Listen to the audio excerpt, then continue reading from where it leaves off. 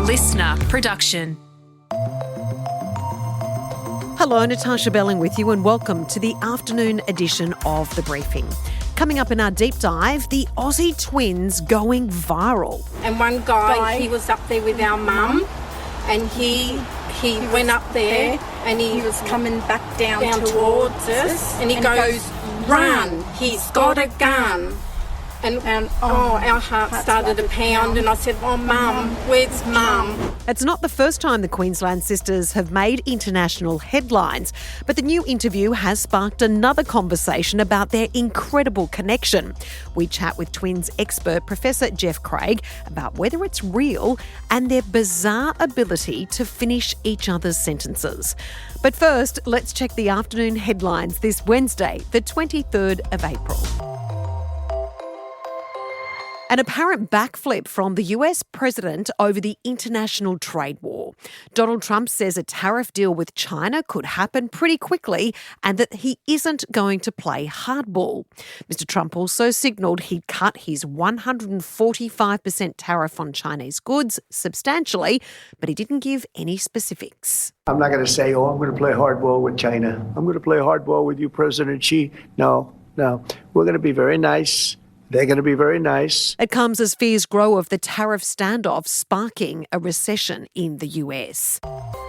Meantime, Elon Musk has announced he will be cutting back on his time in the White House as Tesla continues to tank. The billionaire's car company has reported a massive 71% drop in the first quarter profits compared to the same time last year, with Mr. Musk saying he will reduce his commitments in Washington, D.C. and put his focus back on Tesla. AI movies can now win an Oscar. It's been a contentious topic after it was used to help refine accents in the Oscar-winning movie The Brutalist. The Academy says the new rules allowing the use of AI and other digital tools would, quote, neither help nor harm the chances of achieving a nomination. Now it's time to get into our deep dive on the Queensland identical twins again making headlines around the world. Bridget and Paula Powers were interviewed about a horror accident in Queensland over the weekend. Now that reaction, where they finished each other's sentences, has gone viral. It's not the first time the sisters have sparked the world's attention. In 2016, the pair, also known as the Twinnies, were interviewed by Piers Morgan on UK television. Let me ask each of you, what is the most annoying thing about the other one? So Bridget, what's the most annoying thing about one another? Well, actually, we'd be talking about ourselves. So we can't answer that question. So is this bizarre trait real? How does it work? And what does it say about the incredible connection between twins and also their sixth sense? Professor Jeff Craig is the Deputy Director of Twins Research Australia. Jeff, thanks so much for joining us. Now, you've met these Queensland twin sisters, Bridget and Paula Powers. Tell us about them. Well, they came across to me as dedicated to looking after their birds.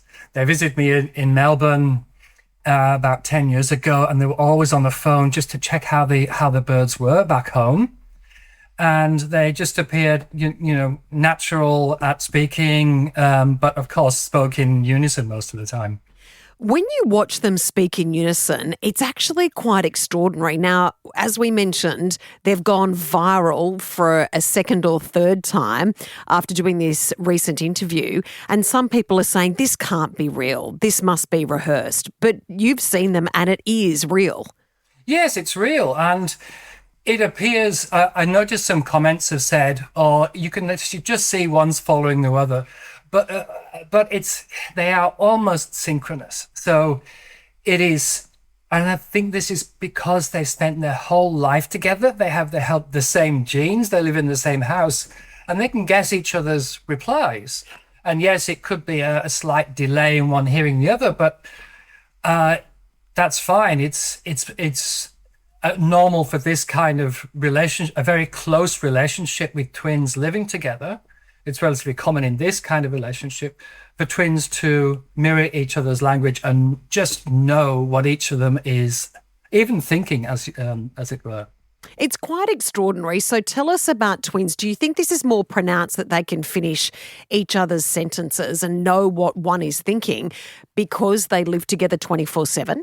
I think they have got the living together, and of course, couples and brothers and sisters out there that live together, to some extent, they can know what each other's thinking, but they've got the genetics, so the same genetics, so they're identical twins, the same genetic sequence, as opposed to fraternal twins who have as similar genetic sequence as any brother and sister.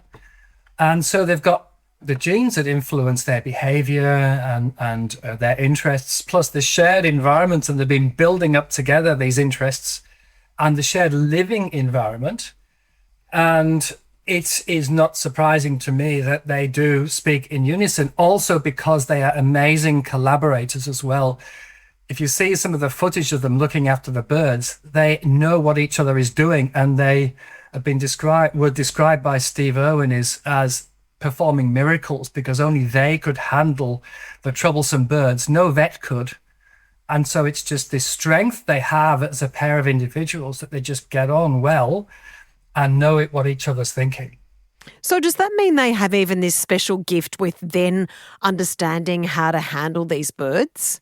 Yeah, I think that special gift is helped that they're identical, because it's like having a special helper that's exactly the same as you, someone who understands you, and someone who's got the same genetics and environment, so they know you, so they can work together. And it may appear that they have a special way of unspoken communication, but they're just used to dealing with each other. So they obviously both have an interest and an aptitude for working with animals. And so they've applied this to the birds, and they really do that well. And so that's their talent, and that they share together. So, Jeff, for you with your research, how common do you think this kind of unison is for identical twins? Like, how many times in identical twins would you see this capability or this great skill to be able to finish one's sentences and also know exactly what they're thinking? It's not common. It's not rare either. But if you look in the twin community, it can happen sometimes. And in fact, about a third of twins do develop their own language together when they're very young, especially identical twins, and they speak in unison together and laugh. There's some videos, etc., during the rounds. But most of them grow out of that. But they still have this very strong bond. What the rest of us don't have, they shared the womb. They have this experience that goes beyond being born. And so a lot of twins in the audience will in part understand that. They might think it's a little extreme for twins, but it's definitely there, and they will have seen it before.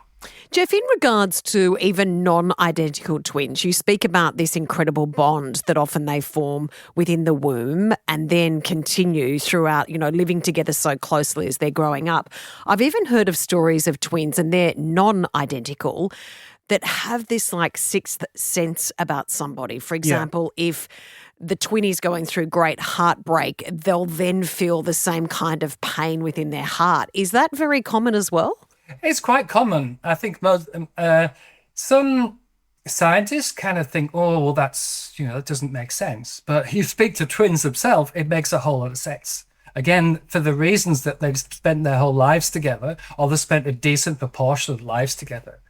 They will think of the other twin. They will go shopping in different cities. I was speaking to this pair once that went shopping and met together, and they bought exactly the same outfits. Obviously, that doesn't happen all the time. Wow. But it does happen sometimes. And what about twins? And I've heard of circumstances like this before where they actually don't get on. How can you often explain that scenario? Because we know, talking generally, many twins are literally inseparable, especially, in the early formative years and then later in life. Yeah. What about the twins that then don't get on? I heard of one twin whose co-twin stole their identity. So this is, sometimes they don't get on. But most of the twins I've met in my twin research career get on pretty well. And if you think about it, brother, sister, brother, etc. You have those times when you just don't get on. And like any couple, you can get on each other's nerves. In teenage years, you want to be an individual. Twins are often classed as the twins, as one entity, but they like to be known by their names, Paula and Bridget, for example. And they get annoyed sometimes why people don't refer to them by their names. But also through teenage years, developing this individual identity might mean that they have some clashes. They want to be different people and seen as different people. Do you sometimes get amazed? This is your whole career. You've studied twins and all of the fascinating elements of them and genetics. Do you still get amazed when you see, for example, these Queensland twin sisters, Bridget and Paula? As I mentioned, they've gone viral again. Does it amaze you when you see them interviewed or not really? I think it amazes me. I mean, everybody must be amazed and even puzzled. I think the message is, this is normal. This is normal for twins to speak in unison, but it's an amazing thing to watch because it looks impossible. People have said, "Oh, but this is staged," but this is natural to them, speaking in unison and finishing each other's sentences. But yeah, it's amazing. Plus, they're amazing, two amazing women who have these amazing talents to look after birds, to use their twinness to be able to look after birds better than any vet can. It's an extraordinary story and we appreciate you joining us. Thank you, Jeff. Thank you, Natasha. And that was Professor Jeff Craig from Deakin University, who is also patron of the Australian Multiple Birth Association. And that's it for this episode of the afternoon edition of The Briefing. We'd love you to subscribe or follow us so you don't miss our episodes or our deep dive of the day. You can also follow us on our socials, on Instagram at The Briefing Podcast and on TikTok and YouTube. You just need to search Listener Newsroom. That's LISTNR. And we'll be back in your feed tomorrow morning at 6 a.m. I'm Natarsha Belling. Thanks for your company. See you then.